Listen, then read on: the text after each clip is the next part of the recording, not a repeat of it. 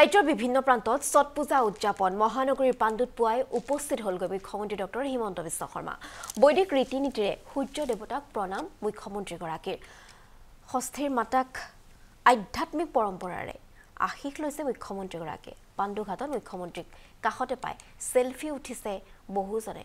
মুখ্যমন্ত্ৰী ডক্টৰ হিমন্ত বিশ্ব শৰ্মা গৈ উপস্থিত হ'লগৈ এয়া পাণ্ডুঘাটত, কাৰণ ৰাজ্যৰ বিভিন্ন প্ৰান্তত আজি ছট পূজা উদযাপন কৰা হৈছে।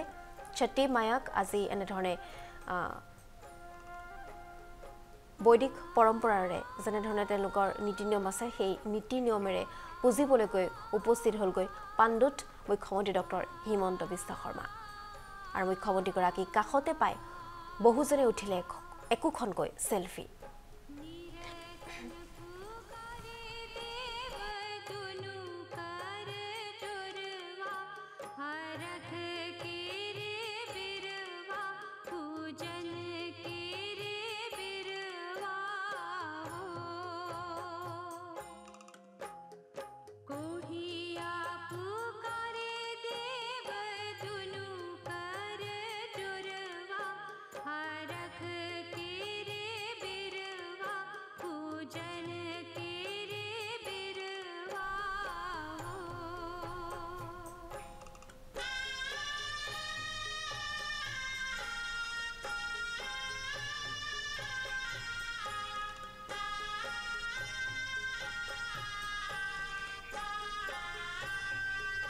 এই মুহূৰ্তত আমি আপোনালোকক দৃশ্যাংশ দেখুৱাইছোঁ। এয়া পৰম্পৰাগত যিসমূহ ৰীতি নীতি আছে, নীতি নিয়ম আছে, সেই নীতি নিয়মেৰে ছঠি মায়াক মুখ্যমন্ত্ৰী ডক্টৰ হিমন্ত বিশ্ব শৰ্মাই আৰাধনা কৰা পৰিলক্ষিত হৈছে।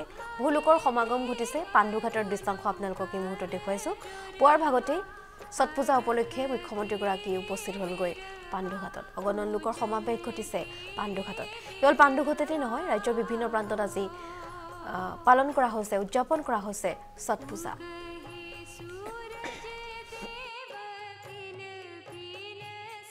অসমবাসী ৰাইজকে ছট পূজাৰ শুভেচ্ছা জনাইছোঁ। সূৰ্যৰ উদয় হোৱাৰ লগে লগে আমি সকলোৱে ষষ্ঠী মাক অৰ্ঘ্য প্ৰদান কৰোঁ আৰু ৰাইজৰ শান্তি সম্প্ৰীতি কামনা কৰোঁ। মই সমূহ ৰাইজক আকৌ এবাৰ ছট পূজাৰ শুভেচ্ছা জনালোঁ।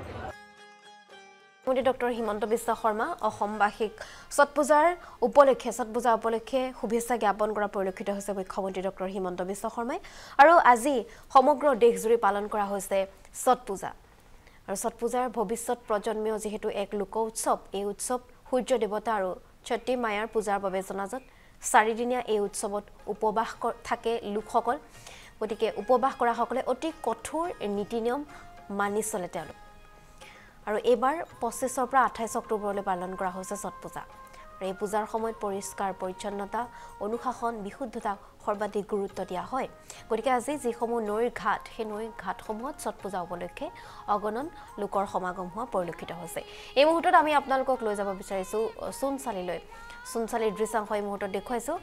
এয়া হৈছে পুৱতিনিশাৰ দৃশ্যাংশ। অগণন লোকৰ সমাৱেশ ঘটা পৰিলক্ষিত হৈছে।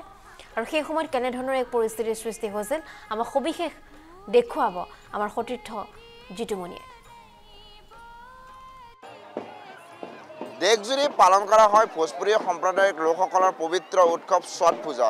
যিহেতু কালিৰে পৰা প্ৰত্যেকগৰাকী লোকৰ উলাহ-মালাহ পৰিৱেশ দেখা পোৱা হৈছে। আৰু ৰাজ্যৰ ভিন্ন প্ৰান্তৰ লগতে গুৱাহাটী মহানগৰীৰ সোণচালি ঘাটত এনেদৰে পৰিৱেশ দেখা পোৱা গৈছে যে প্ৰত্যেকগৰাকীয়ে নদীত নামি তেওঁলোকে সূৰ্য দেৱতাক প্ৰণাম কৰা থকা দেখা পোৱা গৈছে। যিহেতু কালি সন্ধিয়াৰ ভাগত সূৰ্য অস্ত যোৱাৰ সময়ত এনেদৰে তেওঁলোকে পূজা অৰ্চনা কৰিছিল। আৰু আজি ৰাতিপুৱাৰ ভাগত এনেদৰে সূৰ্য উদয়ৰ সময়ত এনেদৰে প্ৰত্যেকগৰাকী ভক্ত লোকে সূৰ্য দেৱতাক তেওঁলোকে প্ৰণাম কৰিছে। যিহেতু প্ৰত্যেক বছৰে আজিৰ এই দিনটোলৈকে এই লোকসকলে ৰৈ থাকে আৰু এনেদৰে উলাহ মালাহৰ পৰিৱেশ দেখা পোৱা গৈছে। যিহেতু আমি উল্লেখ কৰিছোঁ যে দেশজুৰি এই যি বিহাৰী সম্প্ৰদায়ৰ লোকসকল আছে আৰু এওঁলোকৰ যি পবিত্ৰ উৎসৱ ছট পূজা, এই ছট পূজাৰ বাবে সূৰ্য দেৱতাৰ তেওঁলোকে পূজা অৰ্চনা কৰে। আৰু এই দেখা পোৱা গৈছে গুৱাহাটী মহানগৰীৰ ভিন্ন ঠাইত উলাহ মালাহৰ পৰিৱেশ দেখা পোৱা গৈছে। ইতিমধ্যে আমি এই ছট পূজাৰ বিভিন্ন ধৰণৰ নিয়মসমূহ যেনেদৰে তেওঁলোকে পানীত নামি প্ৰত্যেকগৰাকী যে ভক্ত লোক আছে তেওঁলোকে উল্লাস মালাৰ পৰিৱেশ দেখা পোৱা গৈছে আৰু পূজা অৰ্চনা কৰিছে আৰু তেওঁলোকৰ যিবোৰ নিয়ম নীতিৰে এই পূজা ভাগ পাতিব লাগে এই পূজা ভাগ আয়োজন কৰিছে ইয়াৰ ইতিমধ্যে তেওঁলোকে ফল মূল বিভিন্ন ধৰণৰ ফল মূল আনিছে নাৰিকল কল আদিকে ধৰি বিভিন্ন ধৰণৰ ফল মূলসমূহ তেওঁলোকে আৰু এয়া মোৰ সহজে শংকৰে দেখুৱাইছে যে প্ৰত্যেকগৰাকী ভক্ত লোকে পানীত নামি তেওঁলোকে সূৰ্য দেৱতাক তেওঁলোকে প্ৰণাম কৰিছে আমি যিসকল ভক্ত আছে তেওঁলোকৰ লগত কিছু কথা পাতিব চেষ্টা কৰিম দাদা প্ৰথমে অসম লাইভৰ তৰফৰ পৰা ছট পূজা শুভেচ্ছা জ্ঞাপন কৰিলোঁ বহুত বহুত ধন্যবাদ আৰু ছট পূজাটো আমাৰ এতিয়া বঢ়িয়া লাগিছে ঘাটখন ৪৪ বঢ়িয়া লাগিছে অলপ আৰু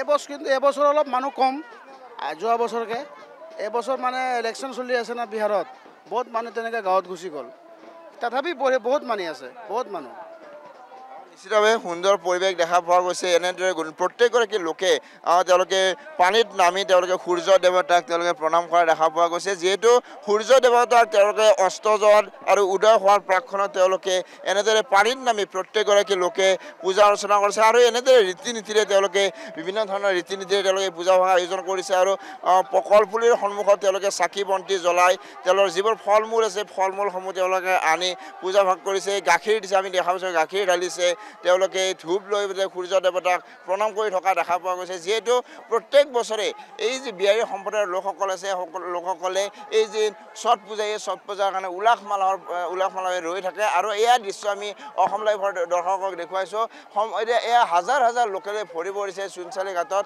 প্ৰত্যেকগৰাকী লোকে এনেদৰে পূজা অৰ্চনা কৰি থকা দেখা গৈছে আমি পুনৰ কথা পাতিবলৈ চেষ্টা কৰিম এইসকল লোকৰ পৰা মানে ক'ৰ পৰা আহিছা আছে নুনমাটি সেক্টৰ 3 कैसा लगा अच्छा এনেদৰে বিভিন্ন স্থানৰ পৰা লোকসকল আহিছে আৰু এয়া সুন্দৰভাৱে তেওঁলোকে সূৰ্য দেৱতাক পূজা অৰ্চনা কৰি থকা দেখা গৈছে ৰাজ্যৰ ভিন্ন প্ৰান্তৰ লগতে গুৱাহাটী মহানগৰীৰ বিভিন্নকেইটা ঘাটত এনেদৰে পূজা অৰ্চনা কৰিছে আৰু ঠিক একেদৰে চুনচালি ঘাটতো যোৱাকালি সন্ধিয়া অৰ্থাৎ বিভিন্ন ধৰণৰ লোকসকলে আহিছে এই ঘাটত আৰু আহি তেওঁলোকে পূজা অৰ্চনা কৰিছে আৰু আজি ৰাতিপুৱাৰ ভাগত প্ৰত্যেকগৰাকী লোকে এই পানীত নামি সূৰ্য দেৱতাৰ ওচৰত ধূপ লৈ চাকি লৈ তেওঁলোকে পূজা অৰ্চনা কৰি আছে নিজৰ লগতে পৰিয়ালৰ মংগলৰ কাৰণে দেশৰ মংগলৰ কাৰণে প্ৰত্যেকগৰাকী লোকে এনেদৰে পূজা অৰ্চনা কৰি থকা দেখা পোৱা গৈছে আৰু এয়া নদীৰ পাৰত লোকসকলে নদীৰ যে পানী আছে পানীত তেওঁলোকে নামি হাজাৰ হাজাৰ যিসকল লোক আছে লোকসকলে সুন্দৰভাৱে তেওঁলোকে পূজা অৰ্চনা কৰি থকা দেখা পোৱা গৈছে